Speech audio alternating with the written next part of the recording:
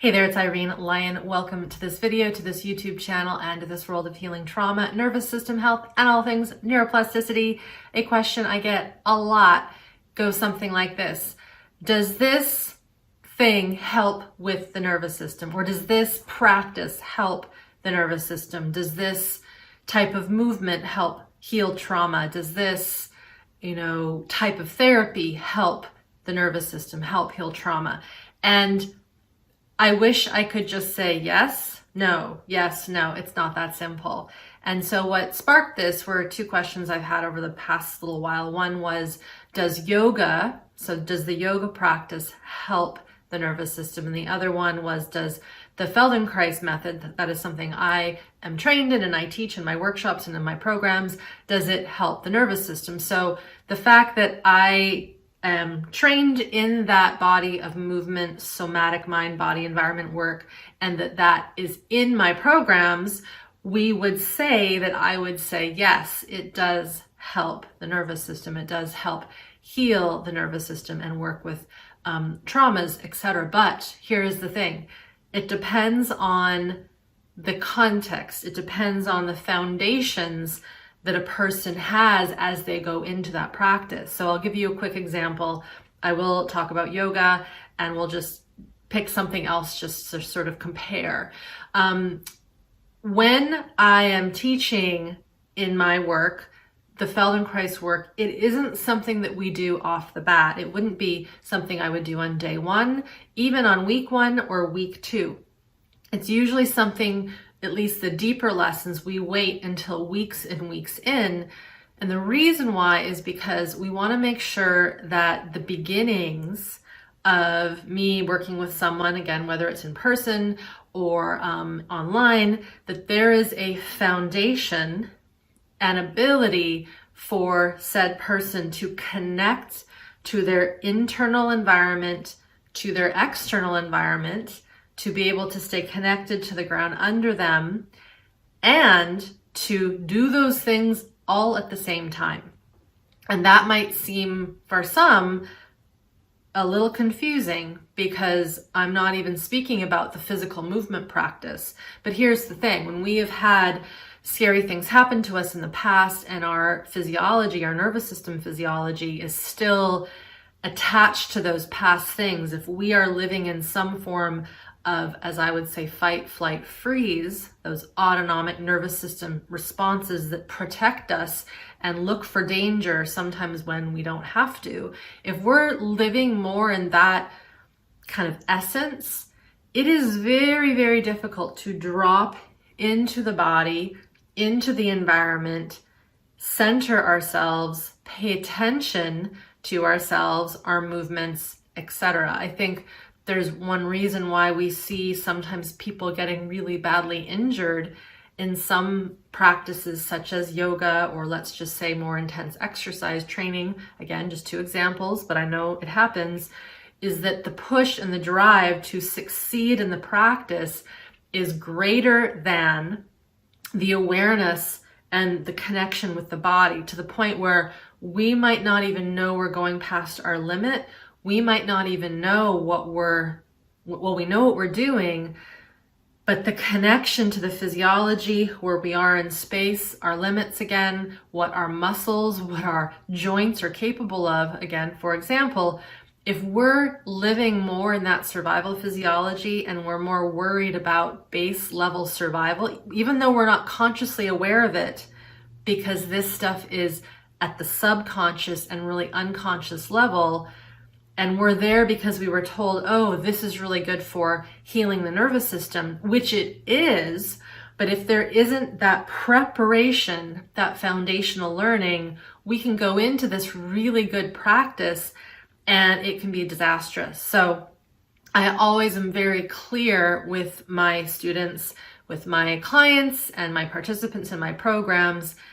It's not about getting through the whole class necessarily. It isn't about how much you can do, how big it can be. Of course, I believe in healthy challenge and vigor and rigor and challenging our bodies. I've done some past videos on the importance of exercise and especially high intensity strength training. So be sure to check that out. That is my background when I used to study exercise phys and that whole world. So it's important. But I also, if we use that example, I wouldn't take someone who has never stepped into a gym or who has never lifted a weight or even has felt their body, even though they move throughout the world, they squat to sit on a toilet, they sit down on chairs, they lift up groceries, they do things around the house. But when we start loading more complexity, maybe loading more weight onto the joints, we're asking someone to go into a movement position that isn't what they're used to. And if they don't know how to track their physiology, the limit, that is where injuries can happen. And then what often happens is kind of this defeat, like, oh, well, I'm not good at any of this, I might as well just stop. So to reel it back, can this practice help the nervous system or help healing trauma? If we think about yoga, if we think about Feldenkrais, heck, even if we think about something like exercise or dance, something that just involves lots of physical movement, all of it is beautiful and important, and we want to, as I said, challenge our bodies, neurostimulate our bodies. This is one of the key principles of neuroplastic healing sequencing, which is this idea of stimulating the system. We need to stimulate our system. If we just sit all the time and we're not challenging our bodies, we will wilt and wither away. So we need to do this stuff. And if we know we have a history where we have lived in survival stress and we want to do a practice, we want to do it in an intelligent, smart, titrated way where we're gaining foundations. I no longer teach the kind of classes I used to teach where I would have a group of students come to my studio, or I used to teach at recreation centers and have a group of 10 to 30 people, and we do movements and all of that. Now that I'm more interested in teaching the foundations and really helping people get regulated in their nervous systems and work at building capacity so they can start to organically heal old traumas, that is really my focus right now. When I do have a group and I am with my students, whether it's, like I said, online or teaching my in-person work called Up and Down, the Up and Down workshop, we don't just go right into a fancy complex lesson. We start with social engagement. We start with feeling basics of our hands. We start with really gentle movements that really no one can go wrong with them, as a way to start learning the basics of connecting to the environment, connecting to the ground under, and also just sensing how we breathe. Can we notice when we go into a movement, are we holding our breath, right? Is our mind going into, I don't know how to do this, I can't do this, it doesn't make sense. If our mind is chattering away with all of our past interjects of how we suck and how we aren't going to be able to do this, or am I doing this right? Our subconscious, self-consciousness, I should say, of how we look in a class. If that is taking over our higher brain, when we are in one of these beautiful classes, again, whether it's yoga, dance, Feldenkrais, or even if we're at the gym, right? I can tell you this stuff goes on in people's heads. I can see it when I'm at the gym, just how people are constantly checking themselves out and worried and fixing their clothes. It's happening. And so rather than me saying, yes, this practice is good for nervous system health and healing trauma, I would rather say it's how we practice. It's how we go into the work. It's how we choose to relate to that said activity or class or mind, body, whatever. It's how we interact with it and how we watch our patterns and just the old stuff and junk that might be with us from when we were in grade school, from when we were in physical education class and we hated it and we sucked and we were graded on our physical capacities, right? I can remember how horrible it was to not be able to do pull-ups or not be able to run however many kilometers it was to be tested to see how fit we were. And then we were graded on that. And not to say that a child and a person shouldn't be able to run and be strong, but the way they went about it in my opinion, was just disastrous for so many people who were not naturally, physically into that kind of competitive thing. If I think about the things that I love, just as an aside, in a physical education class, I loved square dancing. I thought it was the best thing ever because we were with our not our students, with our peers, with our friends. There was funny music playing. It was kind of a joke, but we were having fun and we were moving, and there was really no test, right? There wasn't a 1 out of 10. It was just an activity to engage us. I think that's why dance is something that so many cultures bring in naturally, and why it's important to get into our bodies and move, but also move with others and in connection with others.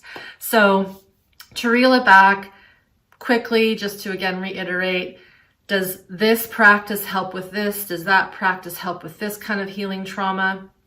I wish I could say yes, or I wish I could say no. It's not that cut and dry. It really comes into the context of the situation where you are at, what your system is ready for, making sure you go into an arena, a class, even if it's online, and you enjoy the stuff, you enjoy the instructor, you feel comfortable enough to express and feel.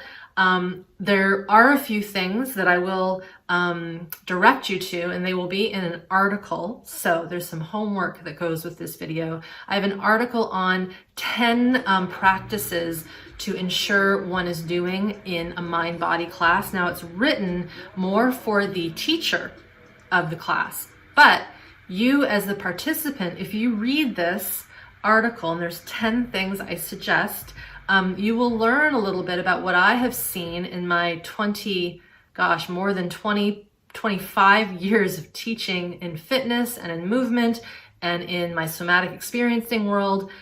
Just really important things to consider when joining a class, being with an instructor, and even asking the instructor, are you trauma informed? Do you even know what that means? Is it okay if I stop and pause when I need to? What if I have an emotion come up? How do you want me to work through that? Can I ask you questions if something comes up? Just lots of things.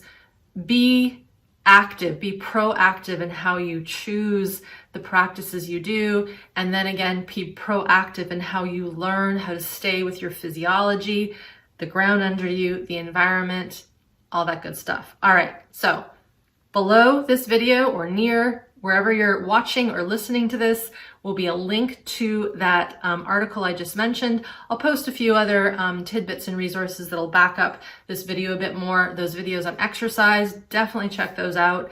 And thanks for being here. Thank you for listening and watching and learning. If you haven't yet subscribed to this channel, somewhere near this video is a little bell. Just hit that, click that. Then when all new videos come out live, you will get them as they come out. Thank you for being here, and we will see you next time.